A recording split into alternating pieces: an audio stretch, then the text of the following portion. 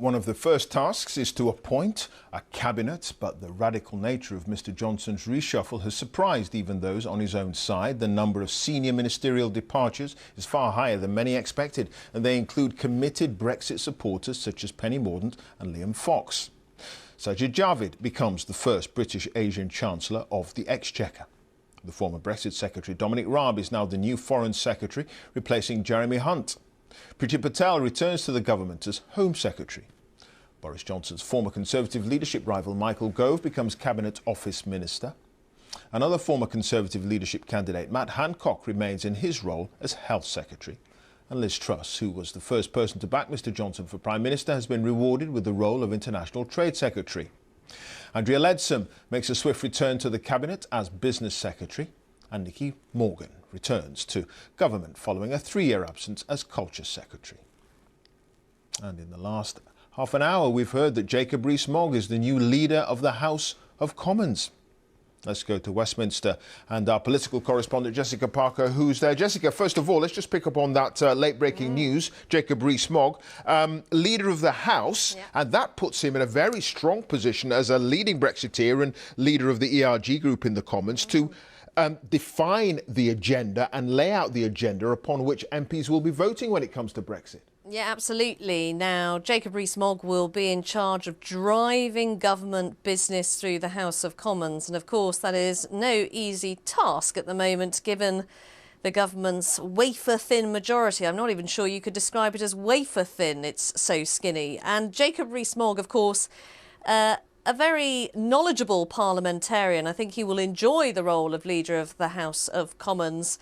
And I think it is something of a reward as well for the leading Brexiteer. Of course, he was instrumental in chipping away at Theresa May during her premiership latterly, and he has been a strong backer of Boris Johnson. I think as well it is a way of Boris Johnson saying to the ERG, the European Research Group, that group of Brexiteers in the House of Commons, that they have one of their people right at the heart of government in a very important role. Indeed, a very important role as well. Behind the scenes will be Dominic Cummings, the chief of the Vote Leave campaign, and another set of members of that campaign seem to have been brought back in to government by Mr Johnson. There seems to be a reunion of that campaign.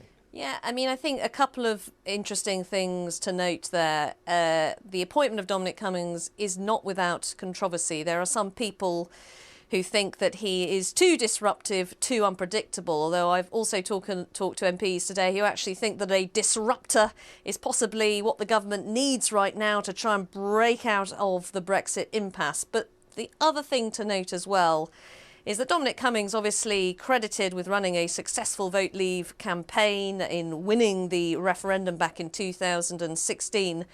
Could Boris Johnson be thinking about another campaign in the offing in the coming months or maybe next year, perhaps a general election? So I think there is an indication there, perhaps, that this government knows that it's in a delicate position, that a general election could be round the corner. And as well, I think with the likes of Dominic Cummings, but also the senior Brexiteers coming up to take top jobs in the government, the likes of Priti Patel, the likes of Dominic Raab, Liz Truss, perhaps Boris Johnson will look at those people and think that they will be best placed to take on the Brexit party, of course, led by Nigel Farage, the party that's advocating a no-deal Brexit and seen as a real thorn in the side of the Conservative Party at the moment. Would an election, do you think, Jessica, be pretty much inevitable if Boris Johnson fails to meet the very strict test that he set himself, and that is to have the UK leave the European Union by October the 31st? If that does not happen, is his credibility shot to the point where he's going to have to go to the country? Well, look, he was grilled repeatedly during the Tory leadership hustings. If Boris Johnson, you don't deliver Brexit as you say you will on October the 31st, will you resign? He wouldn't go there. But perhaps you can see a scenario working out whereby if Parliament, which is of course now figured out a mechanism to probably stop his ability to suspend it, if Parliament tries to block a no-deal Brexit, if that's where we end up in October, it is feasible that Boris Johnson could turn around and say, fine, will have to go to the country because you've put me in that position. Rather, I think than going off to the EU, as he would see it, slunking off to the EU, asking for that extension that he has said time and time again that he doesn't want. Of course, the other possibility is that a general election could simply be forced on Boris Johnson. There's been a lot of talk as to whether the Labour Party will try and force some sort of vote of no confidence. And again, talking about that wafer-thin majority that the government has. And there's been a few ums and ahs from people in the Conservative Party as to whether they would be prepared to go that far, i.e. to help oust a government from a party that they belong to. Well, you could see a general election coming around that way. Either way, autumn looks set to be one of the almightiest showdowns in Parliament that we have ever seen. Indeed. All right, Jessica, thank you.